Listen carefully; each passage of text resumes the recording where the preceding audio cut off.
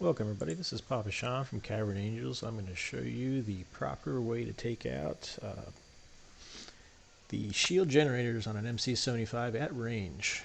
Alright, so let's take a look at the build out that you're going to use, and then we'll jump into the training seminar to show you how to set the field up for you to practice this and the approaches to do so. Alright, so going into the ship, we are looking at our loadout. And I'll explain why we want to take the ion cannon a little later on. It's for a secondary objective, but the main build out is going to revolve around having a reflect hull so they don't see you coming, and you can kind of stay out there a little bit until you get your job done. An unstable engine is good for additional acceleration and speed at the cost of a little bit of health, but hopefully you won't be taking damage. And then we've got the piercing torpedoes, which is going to be the main item for taking out those shield generators at range. These will go right through their shields and hit the shield generators. They do 2,000 damage, so they're excellent. You need 6,000 damage to take out the Republic shield generators, so you only need 3. And when we take a look at this baby, we'll see that the piercing torpedoes actually do 2,000 each, and you get 3 of those ammo capacity. So you'll be able to fire those at least 500 out, which we're going to be plenty more than that. It's got an 8-second cooldown, so as soon as you fire one, you can get off the next, and before they even hit, you can have additional ones coming out. The enemy does have the chance to shoot these down, and if they put up a rocket turret on that side of the ship, best for you to move to the other side of the ship, because that rocket turret is going to shoot down any torpedoes you send its way. So just a heads up there. But if the players are not expecting a run on the cap ship, maybe a flip just happened and you got out a little early to set up, you could probably take out that shield generator before they even know what's going on. Alright, so let's go ahead and take a look at the rest of that build out. We've got the unstable engine, reflect hull, countermeasures, anything that you like. I like to take the ion missiles and the ion cannon so that you can do a secondary objective of the power system. So you can even do this while the shields are up. You can slip under the shield, fire an ion missile, dumbfire it, as well as fire off with your ion cannons, and you can destroy that power system with just those 2 pieces of equipment. Alright. If the shield generators go down, then there's no shields to worry about. You can go right at that power system and take it out quickly, which is another great reason for having unstable engine. Gives you a little bit more maneuverability than a thrust engine, so if you are needing to move around, get out of the way, you'll have that option as well. So let's get in there and practice the runs so you can see just how it's done. This is something you can do in the practice ring where you can spawn an enemy starship and destroy it and respawn it and do so again, or if you just want to take out subsystems, you take out one subsystem and then reset the map so you can do it all over again. Alright, so we're coming out of our cap ship. I'm going to go ahead and spawn in a enemy flagship. We'll switch over to look at the flagship subsystems. Alright, so this one right here is the closest one to us. It'll make for the easiest run. If there was a rocket turret, like I mentioned, on this side of the ship, you'd see it as like a little red square, and you'd want to avoid that. So we're going to come into range of 1500. We can slow down our engines. Go ahead and fire off. Oh, fired off the wrong one. So there we go. Now we fired off. The piercing torpedo, we want to go ahead and retreat while we reload. It's fine that we fired that ion missile. That ion missile gives the enemy something else to shoot at.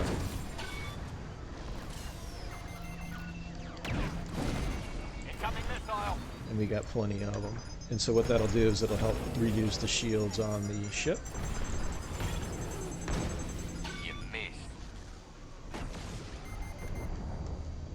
Alright, we'll come into play again here at 1500 and we can go ahead and fire off again.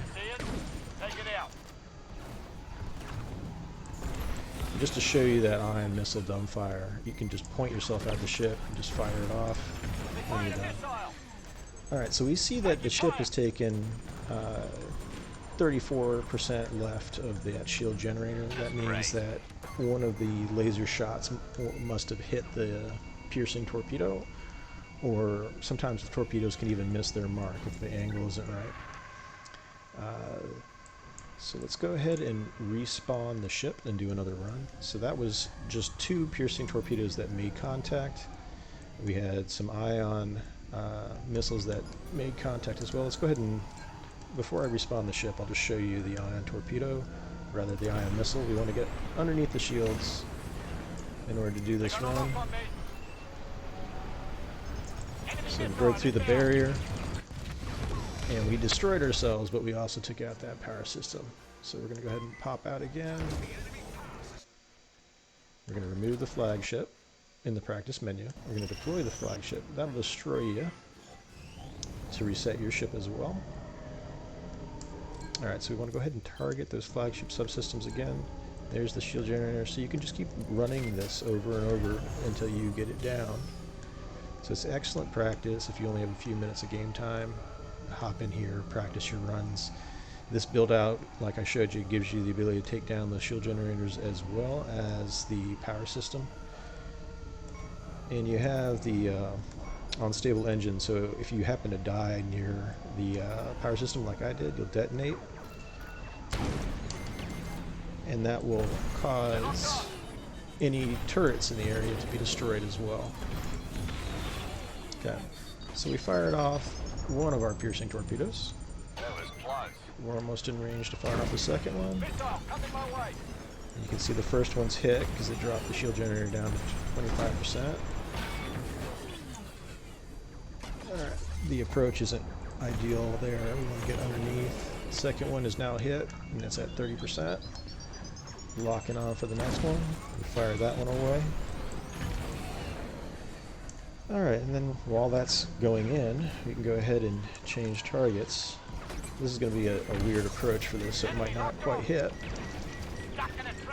But we were able to take it out as well.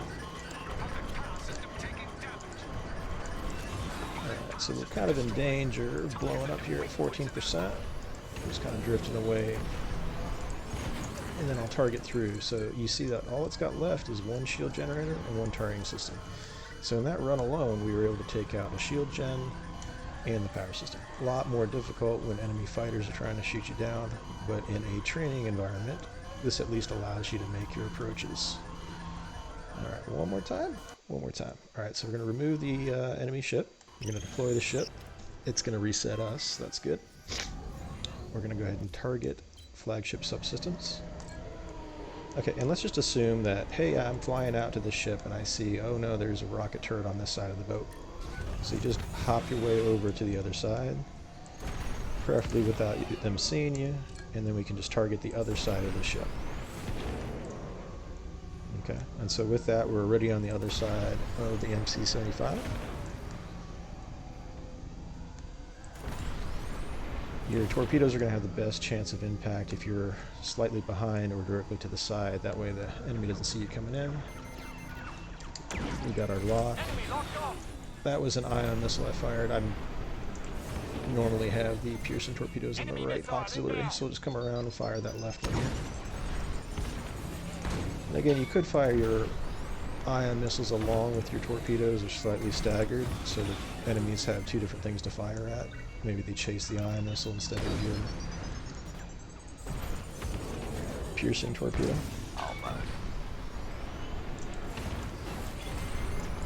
So you want to get about 1600 range before you spin back around and begin your next fire. Alright, so we fired there. We've got that power system now. Didn't quite hit that one. Alright, well let's see if the power system, not power system, but the shield generator is gone on it. Okay, it must have taken out one of that missiles with the laser fire as you're coming in. 33%. You can shunt your power to your engines if you want to have a full boost. Help you get into location quicker.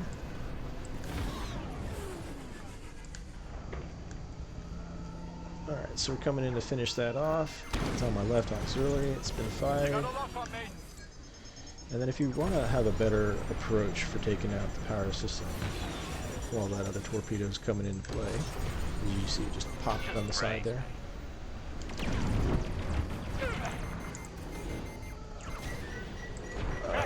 I'm rushing it.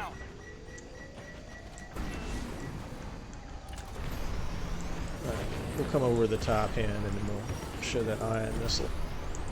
We got to get about 1500 out.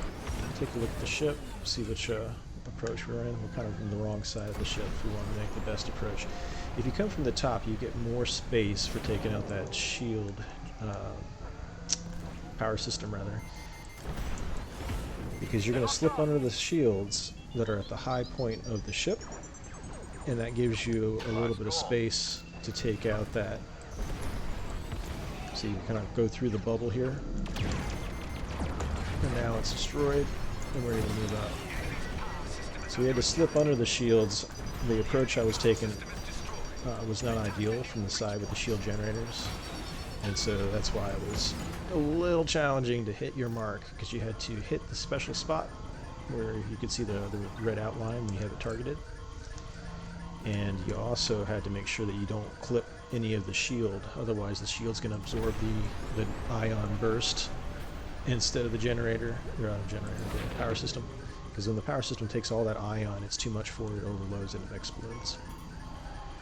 Alright, and so you can see we've made it back to our ship, having taken out a shield generator.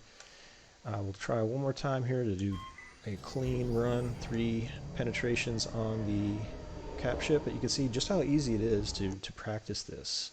In just a few minutes you can remove, add, target the flagship subsystems. You want to grab that shield gen. You can get into position quickly by diverting power to your engines.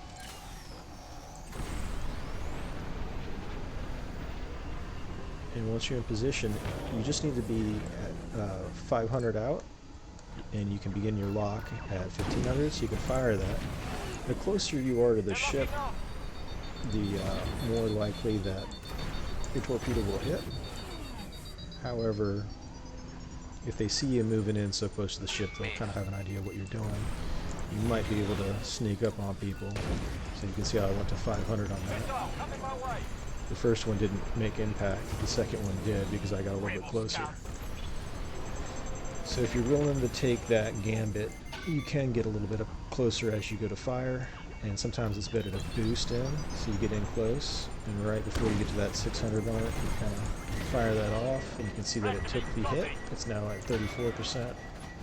If somebody's shooting at you as you're making your approach, they might take out the torpedo just as it comes out of your TIE fighter.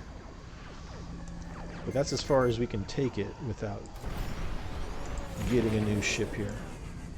And so, say you did your 2 out of your 3 made contact, you come out with the ion missiles and ion lasers, and you at least can, instead of flying all the way home, you can take out your secondary objective, which would be that power system. Alright, so you can see we're on the wrong side of the ship. I'll go ahead and do it just to show the approach. It's a little more challenging now, right? Because you can see the shields are right there. So you want to kind of slide underneath the shields. Yeah, and I couldn't even get a good line on it. So again, best to just realign yourself with the ship, come back down from the top. Let's go ahead and take out that second shield gen now that we got a fresh ship. I know I'm leaving the other one at 33%. This one will get a fresh shot, see if we can't do that run in close to about 600. You're allowed to fire it up to 500, but alright, so you can use the terrain to kind of block on your approach. Make sure you don't get smacked, but right about now, so you can fire that off. And we got a shot on target. We can divert some power to the engines if you want to be able to burst away, come back around. It only takes a few seconds for it to rearm, so you can begin your approach even before you reach that. So we got it down to 33%. So this one is going to give less time for the enemy to have to shoot down the ship. It's going to put you in more danger though, because you're much more likely to get shot down as you're getting in close. I was too close for that shot. But right now I'd be being chased by A-wings and whatnot, so you're going to probably want to keep diverting power to your engines so that you got full gliding around.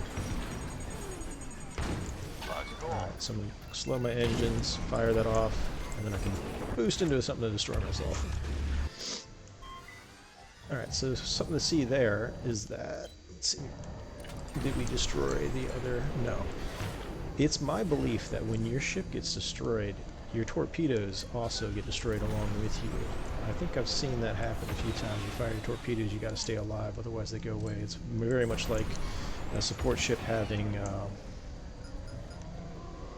your turrets out or your heels. If you get it destroyed while those are out, they go away. So you want to make sure when you make your fire, there's one shield jet. Let's go ahead and change our attack to the power system while it still has shields, so we can show that one last time, and then we'll go finish off the other shield generator. Alright, so again, the approach for the shield generators from the side and the power system from the top. That'll give you a little bit more.